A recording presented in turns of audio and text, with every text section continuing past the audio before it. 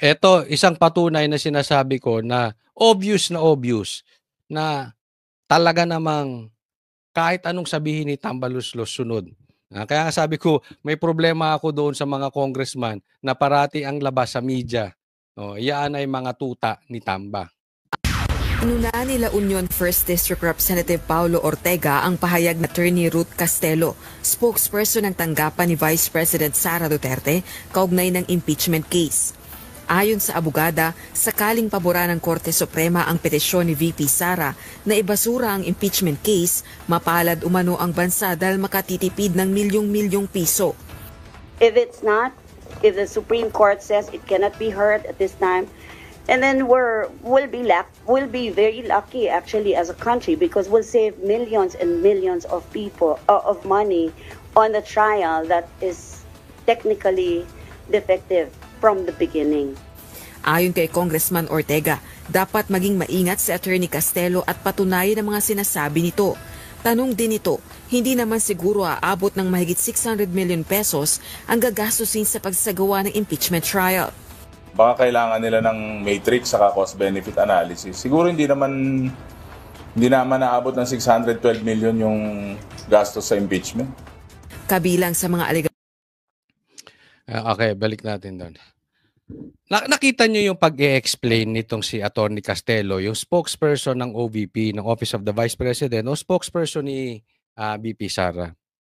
Very professional, di ba? Ang layo doon sa style ni Claire. Diba? Yung tanong sa kanya, sasagutin niya lang nang walang patutsada. Natural. Spokesperson yan eh. So, she will speak in behalf of the Vice President.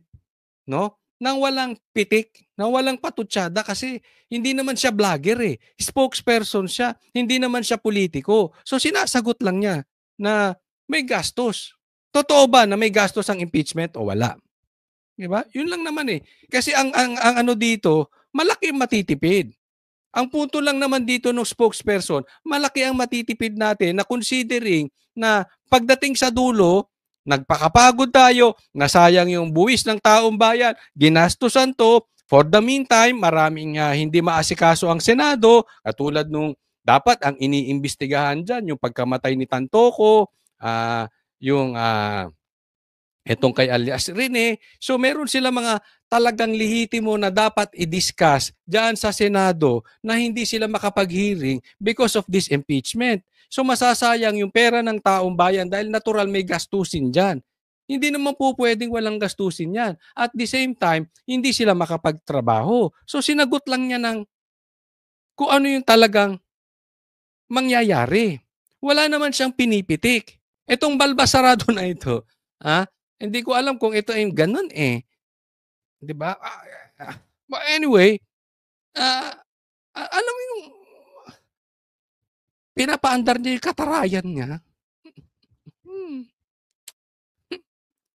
Naku, duda ako sa balbas mo. Katsoli, baka nainggit ka sa hindi, medyo ano. Anyway, lagi ito may patutsada. You will react to a very professional statement coming from the spokesperson that way, na may patutsada. Buti sana kung ang reaction niya ay parang si Claire. Di ba? Ang usapan dito professional eh. Tapos yung reaction mo, parang pitik na ano. Di ba? May intriga. Di ba? Hindi naman ganun. Kung sana si Claire, di sana inintriga mo rin. Para, pwede kayong mag-ano-ano. Diba? Lumabas yung pagka-unprofessional nitong tao na ito. Nagpasa rin siya na hindi naman siguro gagastos ng 600 million kasi yun daw yung issued nila sa impeachment. Hindi. 150 million lang yung confidential funds ni BP Sara. At i-remind kita, magkano ba ang confidential funds ng presidente ni hindi kayo umiimik? Si Tambaluslos, magkano ba ang confidential funds? Umiimik ba kayo? Yung sinabi ni Chanco na ang pumirma dyan sa impeachment na yan ay binayaran sa pamagitan ng proyekto. Di umano, sabi ni Chanco. Sinagot nyo ba? Hindi kayo sumagot. So, anong punto rito? Nakikipagtarayan ka lang, dahay. Pero ipokrito kayo. Huwag niyo sabihin yung confidential funds. May confidential funds sa presidente, meron din sila. Kayo nga yung yung pagpirma nyo lang. Kung susundan natin yung sinabi ni Chanco, illegal. Kaya nga, ang punto dito nung spokesperson ni BP Sara, kung paaabutin pa natin yan, tapos tatapusin yan, masasayang oras natin, yun naman pala, i-declare ng Supreme Court na void ab initio, void from the beginning. So it is as if hindi pwede magkaroon ng impeachment dahil from the start, illegal ito. From the start, void to. Invalid. So kahit anong maging resulta sa impeachment, na-convict man si BP Sara or hindi, illegal yun pag dineclare. Kaya nga sabi, antayin muna natin yung pinapagawa ng Supreme Court. Di ba pinasasagot kayo, pina-explain?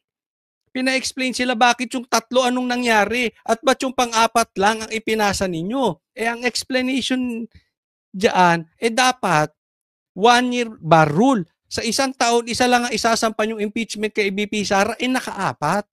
Kaya nga nag-react na ang Supreme Court, sumagot kayo.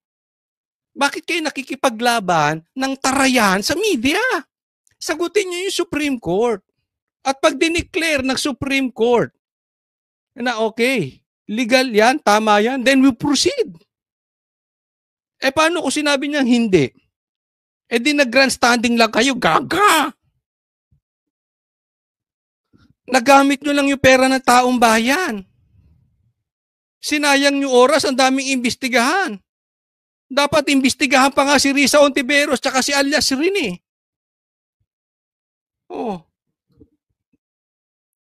Dapat nga iniimbestigahan yung pumirma. Bayad daw. Sabi ni Chanco, naiintindihan mo na, dahay?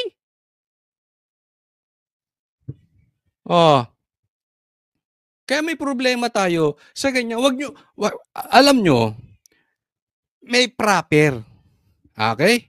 Huwag kang pupunta sa isang formal occasion nang ikaw ay nakamaong at naka-Jordan shoes. Okay? Ngayon naman, huwag kang pupunta sa basketball court na naka-Amerikana. Anong pinupunto ko rito? Napaka-professional ng datingan ng statement ng Office of the Vice President. Yung datingan mo parang si Claire or parang bakling na nakikipagtarayan. Huwag niyong dalahin yung ugali niyo sa probinsya na para kayong pinabili ng suka sa kanto tapos ginawa kayong congressman.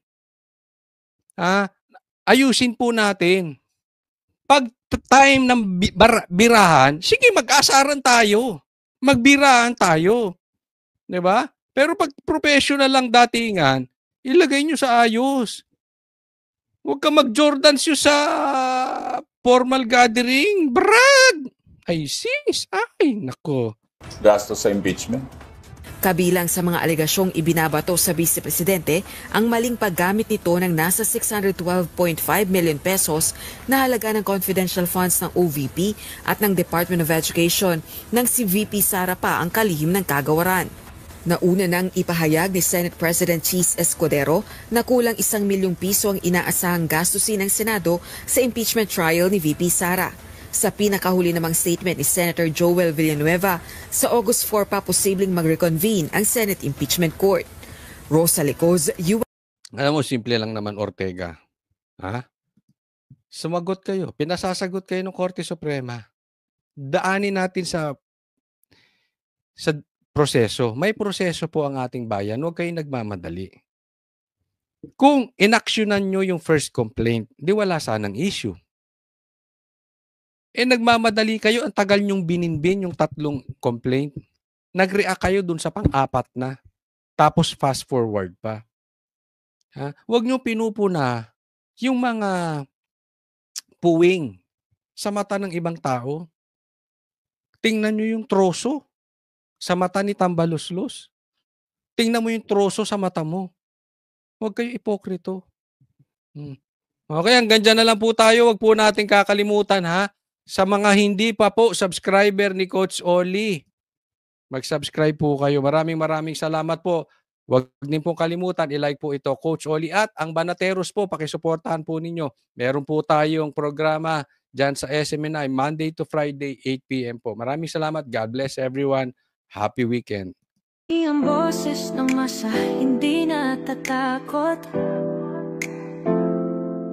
katotohanan lang, di kami nalulunod.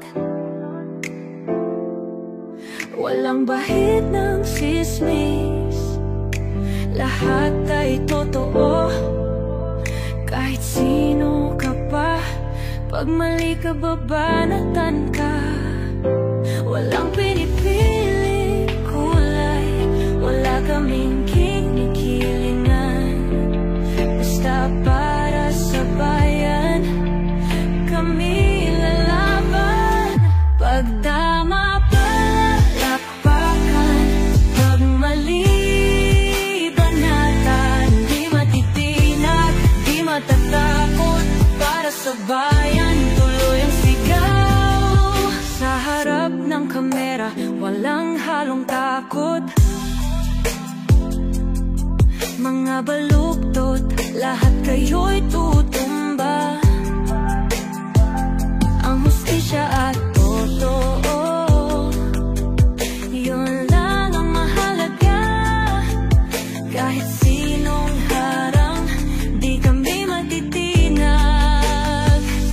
Walang pinipiling kulay, wala kaming kinikilingan. Basta para sa bayan, kami lalaban. Pag tama palakpakan, pag mali banatan, di matitinag, di matatakot. Para sa bayan, tuloy ang sigaw. Kung nasa tama ka, ikaw ay aming kasama. Pero pag mali ka, handa ka na bang mabasag? Banateros kami, walang inuurungan. Dahil bayan muna, bago ang sarili.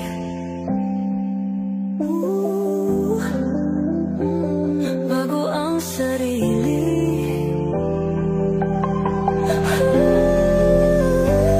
Pag tama palakpakan, pag mali banatan, banateros ang sigaw. Katotohanan ang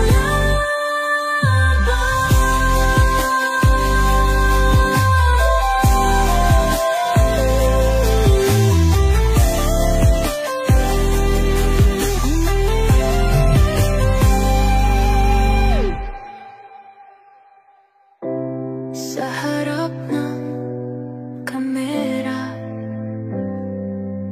walang